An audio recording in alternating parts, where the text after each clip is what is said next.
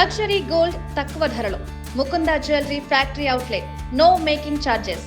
గోపీచంద్ మలినేని దర్శకత్వంలో బాలయ్య నటించే సినిమా ఒక చారిత్రక నేపథ్యంలో ఉంటుందని అందరూ భావించారు. అయితే కథను పూర్తిగా మార్చేసి ముంబై మాఫియా బ్యాక్ డ్రాప్ని ఎంచుకున్నారు. ఈ సినిమాలో బాలయ్య అత్యంత శక్తివంతమైన మాఫియా డాన్గా కనిపించబోతున్నారు. మాస్ ప్రేక్షకులకు పూనకాలు తెప్పించే డైలాగులు, భారీ యాక్షన్ సీక్వెన్స్లతో ఈ స్క్రిప్ట్ను గోపీచంద్ అద్భుతంగా తీర్చిదిద్దారని తెలుగు ఫిలిం నగర్ వర్గాలు చెబుతున్నాయి. అన్నిటికన్నా హైలైట్ ఏంటంటే ఈ సినిమాలో బాలకృష్ణ పక్కన హీరోయిన్లుగా నయనతార, కాజల్ లాంటి అందాల భామలు తెరను పంచుకోబోతున్నారు. సినిమాలో ఇద్దరు హీరోయిన్లు ఉంటారని, నయనతార, కాజల్ ఇద్దరు కలిసి నటించబోతున్నారని తెలుస్తోంది.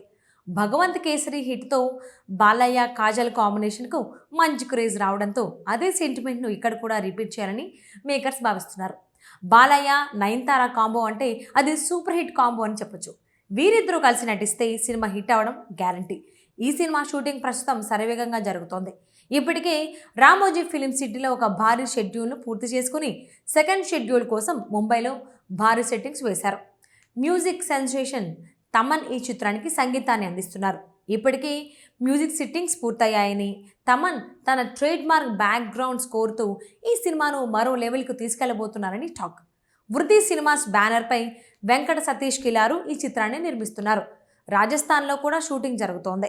దసరాకు లేదంటే సంక్రాంతికి బాలయ్య వరుసగా 50 ఏళ్ల సినీ ప్రస్థానాన్ని పూర్తి చేసుకున్న తరుణంలో వస్తున్న 111వ సినిమా కావడంతో దీనిపై భారీ అంచనాలున్నాయి. వీరసింహారెడ్డి వంటి బ్లాక్ బాస్టర్స్ తర్వాత గోపీచంద్, బాలయ్య కాంబో రిపీట్ అవుతుండడంతో బాక్సాఫీస్ వద్ద మళ్ళీ మాస్ జాతర ఖాయమని అభిమానులు నమ్ముతున్నారు. ఈ సినిమాను 2026 విజయదశమికి లేదంటే 2027 సంక్రాంతి రేసును నిలపాలని చిత్ర యూనిట్ ప్లాన్ చేస్తోంది. దసరాకు సినిమా పూర్తయితే కొరటాల శివ దర్శకత్వంలో చేస్తున్న సినిమాను సంక్రాంతికి విడుదల చేయాలనే యోచనలో బాలయ్య ఉన్నారట.